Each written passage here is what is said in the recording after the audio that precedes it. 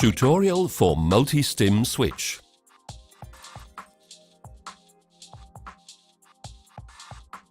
Pajunk Multistim switch can be used for the location of both peripheral nerves and for epidural stimulation. Its application is recommended for all purposes requiring the identification of nerves, nerve bundles and nerve roots. With this device, Pajunk has laid the foundation for a new generation of nerve stimulators, which will guarantee maximum safety and efficiency. The nerve stimulator has 5 control keys: toggling between cannula, catheter, setup, on, off, pause, impulse bandwidth, 1 Hz, 2 Hz, and a turning knob.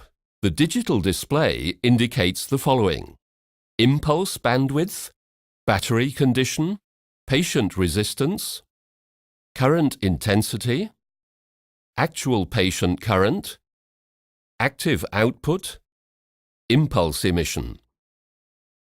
The Multistim switch is simultaneously connected to the cannula and the catheter by a Y patient cable. This cable has a yellow connector for the stimulating catheter, a white connector for the cannula, a clamp for the adhesive electrode. On, off, pause key. Press and hold the on button to start the device. The device will then automatically initiate a self-test sequence. Then switch to the pause mode. The LCD display will start to flash. Depressing the turning knob will deactivate the pause function. Repressing will activate it.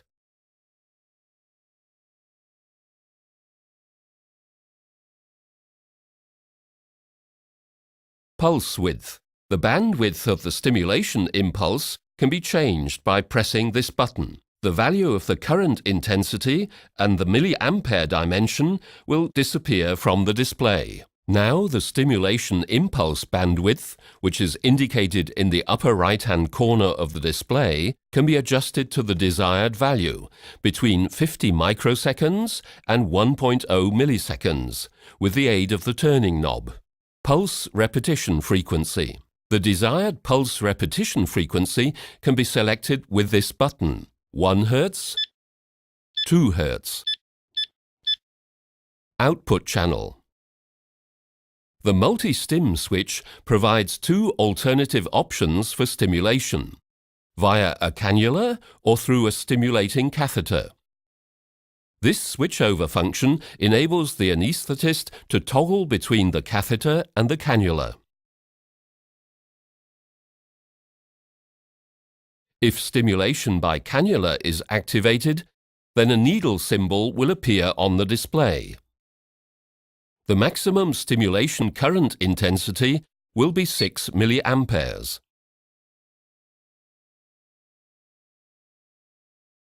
If stimulation by catheter is activated, then the word cath will appear on the display.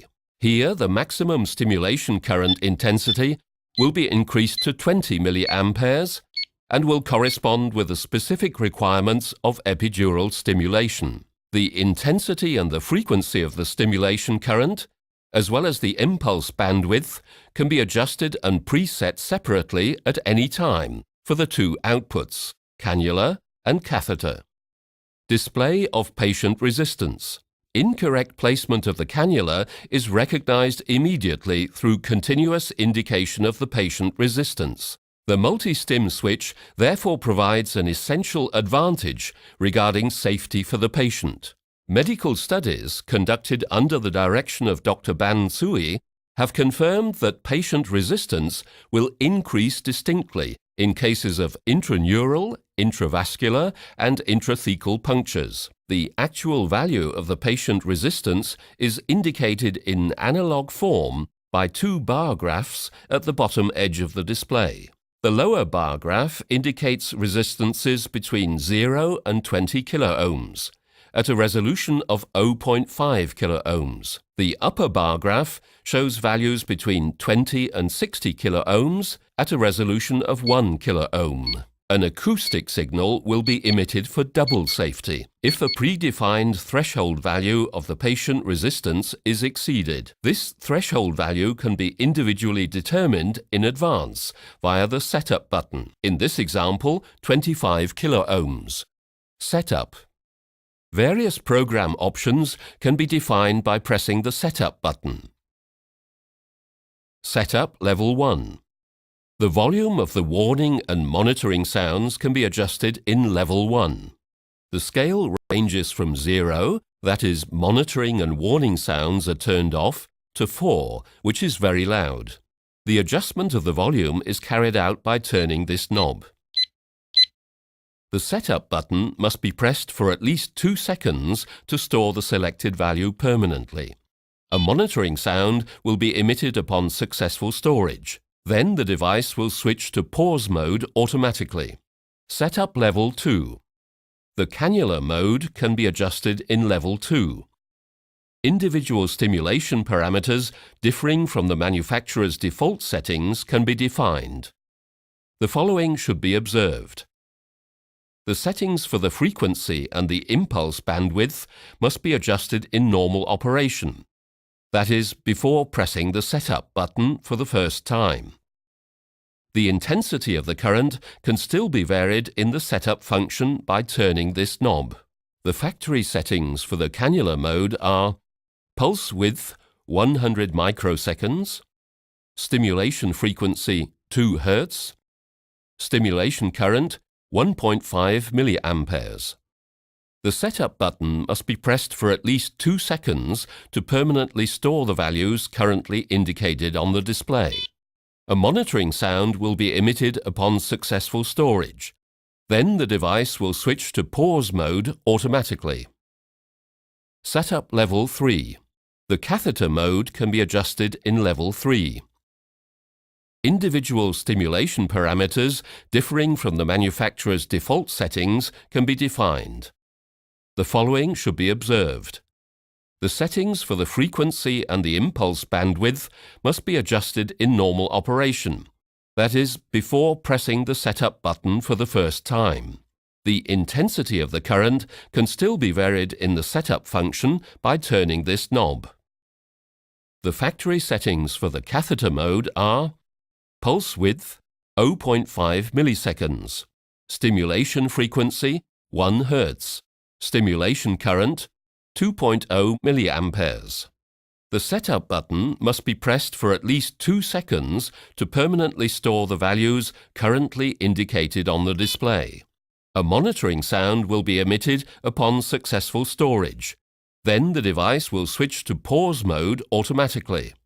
Setup Level 4.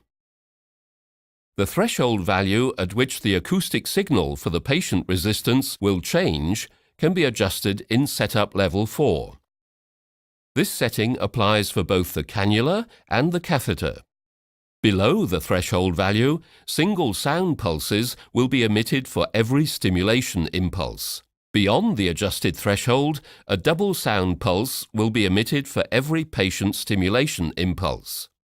Exceeding the predefined threshold value will also be indicated acoustically as well as visually via the analog bar graph indicator if this function has been activated.